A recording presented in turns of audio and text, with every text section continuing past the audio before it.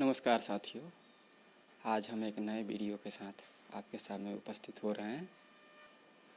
इस वीडियो में हम एक बहुत ही महत्वपूर्ण क्वेश्चन को हल करना सीखेंगे, जिसका संबंध पिछले वीडियो से ही है।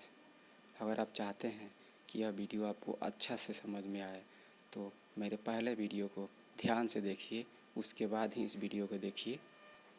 तो चलिए इस क्वेश्चन को सॉल्व करते हैं। क्वेश्चन दिया है कि त्रिभुज ABC में कौन सी समकोण है तथा AB तथा AC बराबर 9 दिया है। उसके अलावा BC बराबर 9 दिया हो तो त्रिभुज निम्नलिखित ज्ञात करें। पहला है साइन B, दूसरा है tan B, तीसरा है sec B। इस क्वेश्चन में ध्यान दीजिए, हमें क्या ज्ञात करना है। हमें साइन B, tan B और sec B ज्ञात करना है, अर्थात साइन, सेक और tan का अनुपात ज्ञात करना है। तो आपको मालूम है अनुपात ज्ञात करने के लिए भुजाओं का मान बहुत ज़रूरी है। बिना भुजा के आप अनुपात नहीं ज्ञात कर सकते हैं। तो सबसे पहले हम दिए हुए क्वेश्चन के अनुसार एक त्रिभुज की रचना करते हैं। हम यहाँ एक त्रिभुज की रचना करते हैं। क्वेश्चन को आप ध्यान से देखेंगे तो इसका कोण C, यहाँ हम C निर्धारित करेंगे जो समकोण है। बाकी अन्य भुजाएं A तथा B है। हमने यहाँ समकोण त्रिभुज का निर्धारण कर दिया। एक और इसमें समीकरण दिया है BC अर्थात आधार। अगर इसको हम आधार माने तो इसका मान है 3। क्वेश्चन के अनुसार हमने एक त्रिभुज की रचना कर दी। अब देखिए इसमें एक समीकरण दिया है AB प्लस AC बराबर 9। तो हम क्या करते हैं, इस समीकरण को लिखते हैं। चूँकि दिया है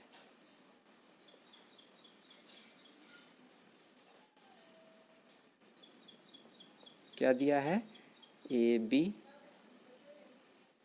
प्लस AC बराबर 9। हम इसे समीकरण 1 मान सकते हैं। चलिए एक और दिया है BC। अगर इस त्रिभुज में आप ध्यान से देखिए तो त्रिभुज की 3 भुजाओं में एक भुजा का मान दिया है।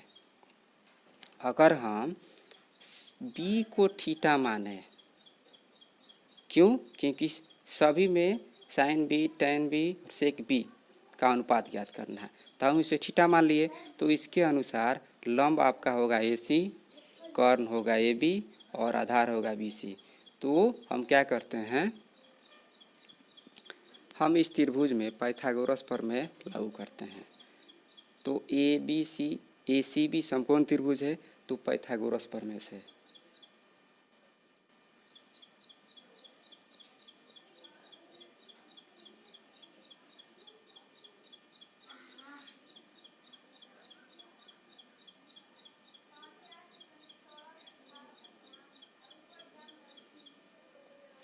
इसका मान दिया है BC। अगर ध्यान से देखिए तो इसका BC आधार है, तो BC बराबर होगा कर्ण स्क्वायर अर्थात AB square minus AC square. ध्यान दीजिए BC का मान दिया है 3 का स्क्वायर करेंगे।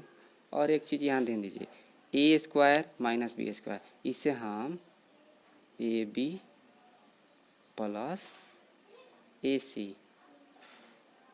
और AB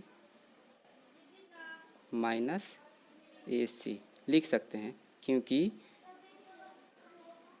A square minus B square होता है A प्लस B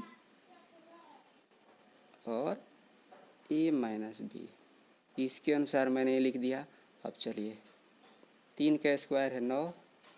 आप समीकरण 1 में देखिए AB प्लस AC का मान है 9, तो यहाँ मैंने 9 लिखा। AB माइनस AC वैसे ही रख दिया। अब हमें क्या करना है, AB माइनस AC का मान ज्ञात करना है। तो अगर हम AB माइनस AC का मान ज्ञात करें तो ये बट्टा में आएगा 9/9 अर्थात A B minus A C equal to हो जाएगा 1। इसे हम समीकरण 2 मानेंगे। मैंने 2 मान लिया। अब हमें इस प्रश्न में 2 समीकरण प्राप्त हुआ। पहला समीकरण था ए बी प्लस ए सी बराबर 9। दूसरा समीकरण है ए बी माइनस ए सी बराबर 1। हम क्या करेंगे, इन दोनों समीकरणों को जोड़ेंगे। तो चलिए जोड़ते हैं। समीकरण 1 प्लस 2 से समीकरण 1 प्लस 2 से यहाँ पे हम लुप्तीकरण विधि का इस्तेमाल करेंगे। ए बी प्लस ए सी बराबर 9 और ए बी माइनस ए सी बराबर 1। लुप्तीकरण विधि क्या होता है कि एक भाग को हम लुप्त कर देते हैं। ए सी कट गया, एक प्लस एक माइनस है, यहाँ बचा 2ab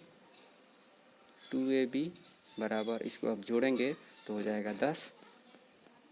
इसलिए ए बी का मान अब अगर निकालना चाहें तो ये हो जाएगा 10/2 अर्थात 5। ध्यान दीजिए कि एक समीकरण में एक भुजा का मान निकल गया। हम क्या करेंगे, यह मान किसी एक समीकरण में रखेंगे। ए बी का मान समीकरण 1 में रखने पर,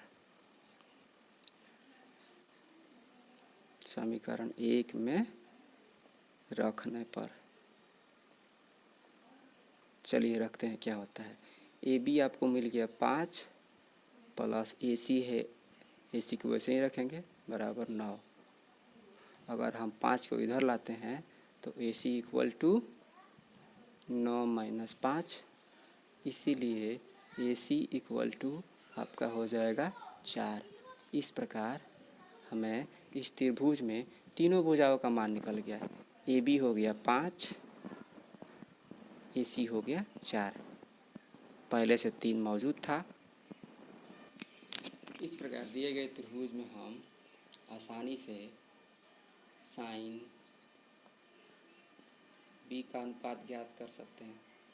साइन अगर इसे बी को थीटा माने तो ये हमारा होगा पी, ये होगा बी और ये हो जाएगा एच।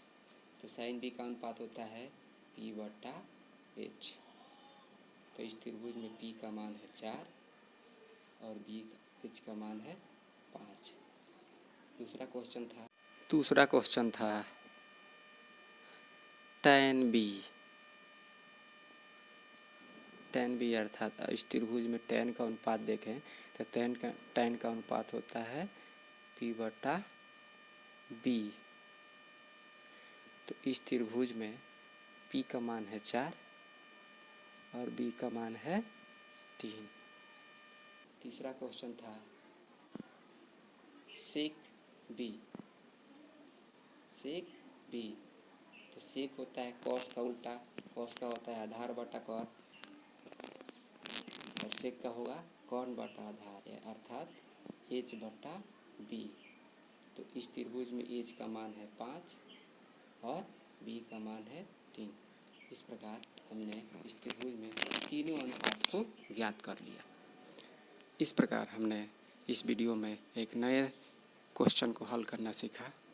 आज से मैं आपको जो भी क्वेश्चन सॉल्व करेंगे उसी टाइप का एक अलग से क्वेश्चन देंगे जो आपके अभ्यास के लिए होगा। अगर आप उसका अभ्यास करते हैं, नियमित अभ्यास करते हैं तो आप में पूर्णता आएगी और अभ्यास ही आदमी को महान बनाता है। आपने इस वीडियो को देखने के लिए अपना बहुमूल्य समय लगाया, उसके लिए बहुत बहुत शुक्रिया। और अगले वीडियो में मिलते हैं एक नए टॉपिक, एक नए क्वेश्चन के साथ। तब तक के लिए शुक्रिया बहुत बहुत।